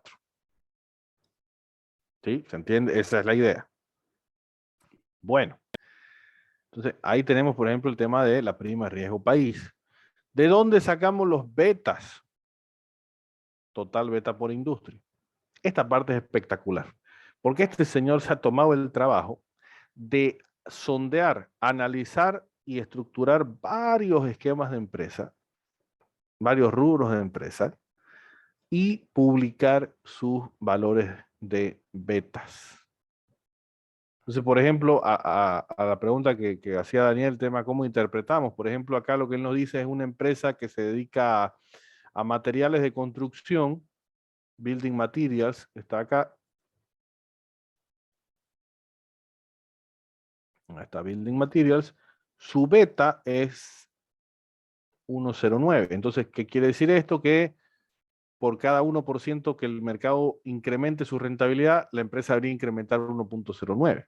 Entonces, la empresa es más sensible que el mercado, es decir, depende mucho del mercado.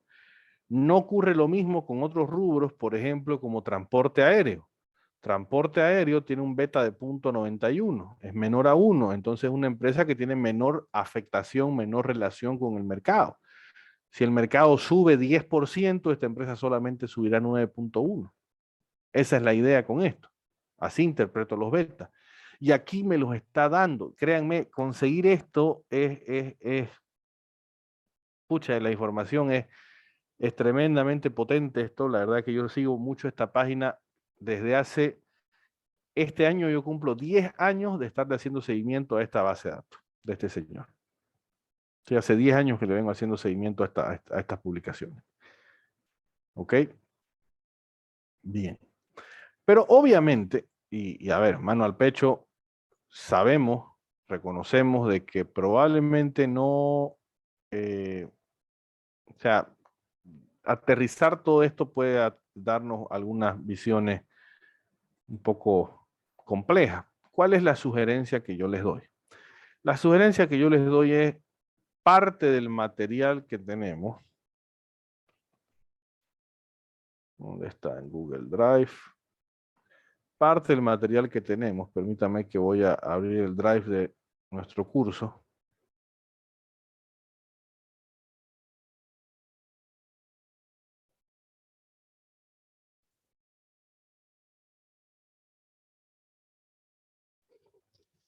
Está esta carpeta, este archivito que dice cálculo CAE datos Damodaran 2022 dólares. Abrámosla, veámosla.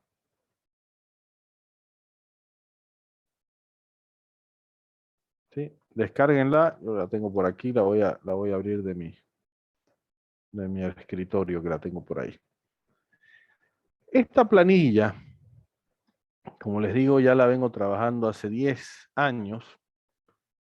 ¿Y qué es lo que hace esta planilla? Básicamente es una suerte de formulario que me he encargado de extraer toda la información de este señor Damodaran y donde vean un cuadradito plomo pueden hacer cambios. Aquí, por ejemplo, el IVA en Bolivia, 25%, sigue siendo 25%, ¿no? Si el día de mañana se les ocurre subirlo a 30, lo cambian directamente y ya está. Esperemos que no pase, pero 25, ahí está. Tasa libre de riesgo, promedio geométrico a 5 años. Pueden ustedes elegir otros promedios a 10 años, aritmético a 5, último dato vigente. Sí, dejémoslo como estaba, geométrica a 5 años. La rentabilidad del mercado americano es de 5.75%. ¿Sí? Esto es la bolsa, el promedio de las bolsas en Estados Unidos del año pasado. Juanfer, Pero que te sí, corte, creo que al menos yo no estoy viendo, no sé el resto, Sí. solo me veo. el Excel no están viendo. O sea, Caramba. hay el Excel, pero está el Excel de los ejercicios que hacíamos y ahorita Ah, perdón. Cierto, mil disculpas. Gracias, Martín. Ahora sí. ahora sí. Ahora sí. Mil gracias. Entonces les decía, todo lo que vean plomo se puede cambiar. Todo esto se puede tocar. ¿Ok? Acá lo que les decía es, si cambian esto, pueden cambiarlo a 30%, ojalá que nunca suceda, pero digamos 25%. O algún día modelo paraguayo, ¿por qué no 10%? Lindo fuera. Bueno, 25%. Tasa libre de riesgo histórica, aquí donde les decía, ustedes pueden cambiar a 5%, a 10, 5 años promedio, 10 años promedio, promedio aritmético, el último dato disponible. Yo lo voy a dejar como estaba, geométrico a 5 años. Lo importante está acá. Esto es lo más importante que tenemos que ajustar, que aterrizar, que cambiar. El rubro y la estructura de capital disponible. El rubro, tenemos que decir, esta empresa a qué se dedica. Y tenemos todas las opciones que Damodaran nos abre. ¿Sí? Un montón. En este caso es una empresa de cemento, entonces vamos a ponerle materiales de construcción, building materials. Ahí está. Entonces fíjense que automáticamente se cambió ese beta, porque lo que hace es jalar la base de datos de Damodaran. ¿Ok? Ahora, con eso ya como que estamos aterrizando un poco nuestra situación. La estructura de financiamiento. Aquí dice no disponible. Acá tenemos que ponerle disponible. Ah, ok. Entonces acá me dice, ¿cuánto es tu deuda con costo financiero? Es decir, la deuda financiera neta. ¿Y cuánto es tu valor de patrimonio? Ah, caramba, eso tengo que mirarlo en mi otro Excel, ¿no? Mi otro Excel, que espero que sí se pueda ver, tenemos acá el balance, decimos, mi deuda financiera neta era 15.970. Mi patrimonio es 211.510. Entonces acá lo anotamos eso. 15.970, 211.510. Sí, tal cual. Los copié los datos. No he hecho otra cosa. He copiado textualmente los datos. Bueno, ¿qué hacemos con esto? La parte de abajo, fíjense, me da un beta desapalancado de 1.09, me da el beta de la empresa con este ajuste, 1.15. La calificación de riesgo país, ya lo charlamos, Bolivia es B2 hoy por hoy. ¿Sí? Si fuera B1, después ahí simplemente se ajusta. Si fuera B3, fíjense cómo cambia. Entonces, estamos en B2. ¿Dónde está B2? Un poquito más arriba. Ahí está. El delta que hay que añadirle es 468. No sugiero colocar inflación. Y el costo de capital ajustado para esta empresa bajo estas condiciones en Bolivia es 11.01% al año. Esta planilla la actualicé este año, saqué información de Damodaran, alguna información de inflación del INE y sirve hasta la siguiente vez que Damodaran publique algo, básicamente. De todas formas, ahí está mi correo, si alguien la necesita, me escribe, me la pide y se la paso.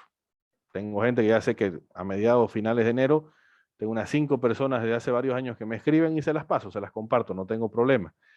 El único tema es hay que tener cuidado con esta información. ¿En qué sentido? En qué datos colocamos y cómo lo metemos, nada más.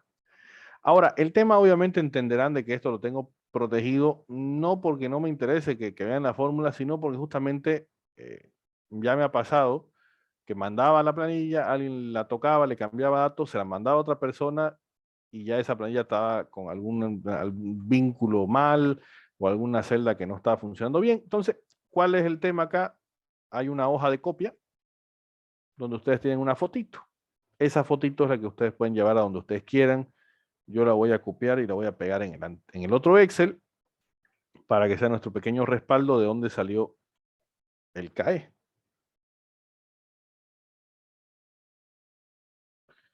Entonces, para esta situación, lo que estoy diciendo es, ok, el costo de capital propio es 11.01. Me vengo a mi planilla Excel y digo, costo de capital propio. Y lo anoto, 11.01%. Y vuelvo a insistir, son datos reales. Son datos 100% reales. Ahora, ¿qué más necesito para calcular la tasa WACC? Necesito el porcentaje de D, que ya dijimos es D sobre E más D, y el porcentaje de E, que es E sobre E más D. ¿Sí? Entonces necesito esos dos valores. ¿De dónde los saco? De aquí arriba. Deuda financiera neta sobre total financiamiento, 7%. E, patrimonio sobre financiamiento total, 93%. Con todo esto, ya podemos calcular el costo de capital promedio ponderado o tasa WACC.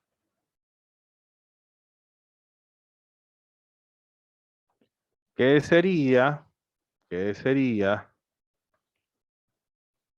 Porcentaje de D por KD más porcentaje de E por KE. Entonces, 7% por 5.6 más 93% por 11%. La tasa WACC, fíjense, es de 10.6%.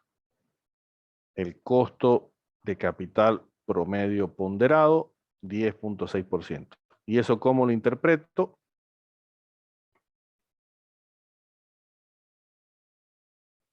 La WACC es la rentabilidad mínima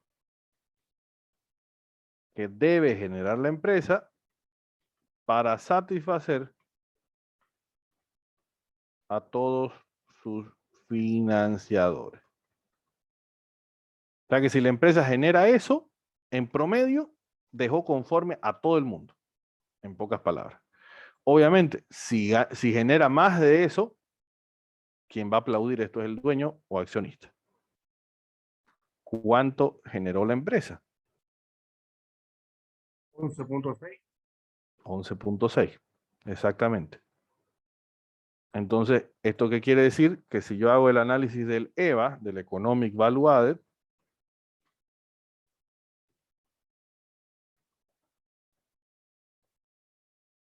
que según lo que estamos charlando sería el ROI menos la tasa WACC por la inversión, veamos cuánto sale. 11.6 menos 10.6 por la inversión.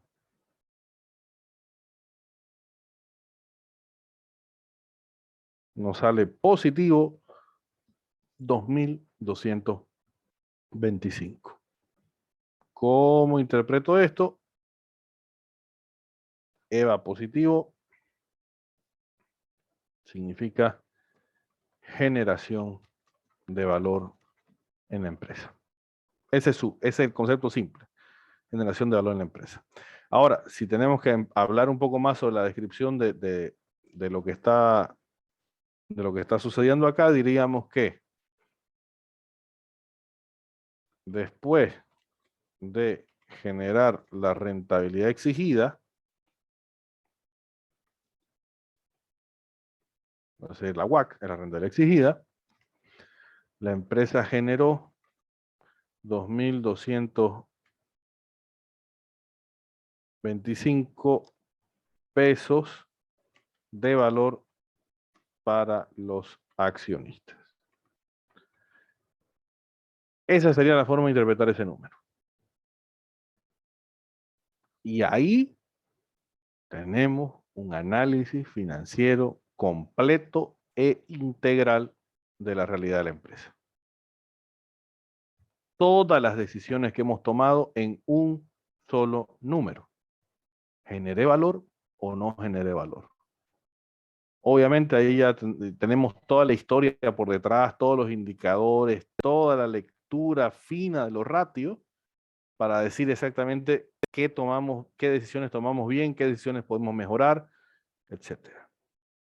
Y esa, señores, sería la estructura de cómo aterrizar toda la visión de corto plazo. No sé si hay alguna pregunta, duda respecto a estos indicadores, las formulitas. Yo sé, lo conceptual es un poquito pesado, pero fíjense que teniendo los conceptos en 2 patadas hemos sacado el resto. No sé si hay algo que no esté claro. Me gustaría, por favor, escucharlos. Si no se han dormido, si siguen conectados. Seguimos conectados y le recordamos que el Excel ayuda mucho con las fórmulas y a despejar dudas él mismo. Y sí, totalmente. Totalmente. Bien. Si no hay consultas de esto que haremos acá, Sebastián, te paso la palabra. Gracias. No, gracias a vos, Juanfer. No, realmente yo les animo a que jueguen un poquito con la planilla, tanto la de Damodaran, bueno, la que hace Juanfer con los datos de Damodaran, como esto último, para que se den cuenta, ¿no? Realmente hay un montón, un cúmulo de información ahí, pero bueno, ahí la van a tener, esa planilla está en el Drive, y como les decía Juanfer, si la quieren actualizar el siguiente año, se la piden nomás y listo. Pero bueno, no, muy bien, Juanfer, muchas gracias. Y ya el siguiente miércoles empezaríamos con lo que es largo plazo, ¿no? Correcto. Correcto. Perfecto. Bueno, nada, así quedamos y muchas gracias a todos y los esperamos el miércoles a las 7. Gracias. Gracias, buenas noches. Gracias. Hasta luego. Hasta luego, Bien, buenas gracias, noches. hasta luego.